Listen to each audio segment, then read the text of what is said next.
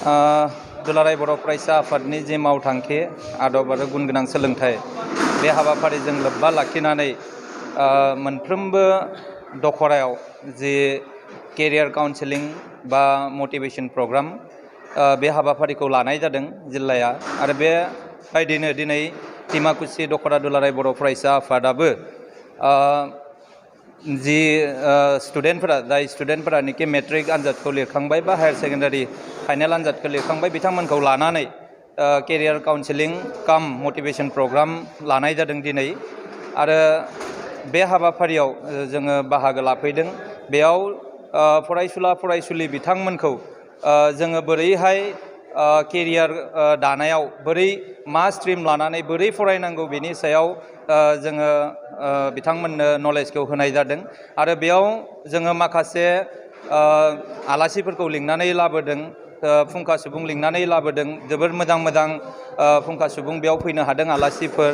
IIT आव फरायबाय हानाय फंबाय दैथुन बर' बेयाव जोङो लानानै फैदों बिथांखौ आरो NIT रायपुराव फरायबाय हादों आरो फरायदोंमोन आरो दायो MTech USA आव बिथाङा थांनो रेडि जादों। बिथां रनसाय बर' फंबायाबो दिनै बे हाबाफारियाव बाहागो लादों आरो डिमाकुसि हस्पिटालनि डक्टर आदिति बर' बिथाङाबो बे हाबाफारियाव बाहागो लादों आरो बेबायदिनो बे ओनसोलनि जाय बिथांमोन गिदिर गोलाव बा गोरों फरायनाय बिथांमोना बे हाबाफारियाव बाहागो लादों आरो फरायसुला फरायसुलिफोरखौ थुलुंगानाय बेबायदि हाबाफारि लादों आरो बेनि थांखियानो जाबाय जोङो फैबाय हानाय समाव डिमाकुसि बा सारा बड'लेण्डआवनो जाहाथे जोङो मोजां जोंनि गेजेराव हिउमेन रिसोर्स मोननो हायो आरो जोंनि बर' हारिखौ गेरेमसा माहारि दानायाव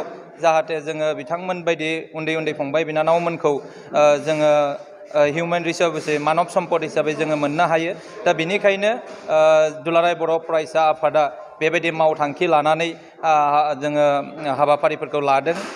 बर' फरायसुला फरायसुलि बर'फोरनि गेजेराव गोबां फरायनायनि जि हार जोबोर गाहायाव दङ।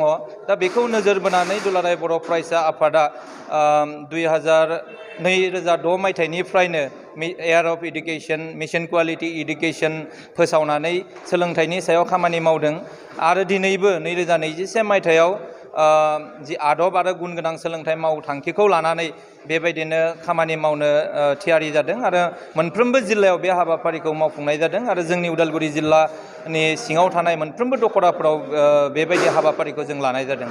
गोजोनथाव खौरां। क'क्राझार जिल्ला थिनालि लावरिपारायाव थानाय बड'लेण्ड एकाडेमि थिनालि फरायसालियाव 2021 आरो 2022 मायथाइनि गोदानै HS गिबि बोसोर आर्ट्स स्ट्रिमनि थाखाय मुं थिसननाय हाबाफारि सोलिगासिनो। बे फरायसालियाव हौवासा आरो हिन्जावसाफोरनि थाखाय आलादायै हस्टेलनि खाबु दं। फरायनायजों लोगोसे फरायसालियाव गेलेनाय आरो हारिमु फोरोंनाय जायो। मुं थिसननाय प्रस्पेक्टास बिलाइखौ होगासिनो। जायखिजाया सोंलुनि थाखाय नैबे जानबुं नम्बराव फन खालाम 9101488399 आरोबाव 9101488399। बड'लेण्ड एकाडेमि थिनालि क'क्राझार।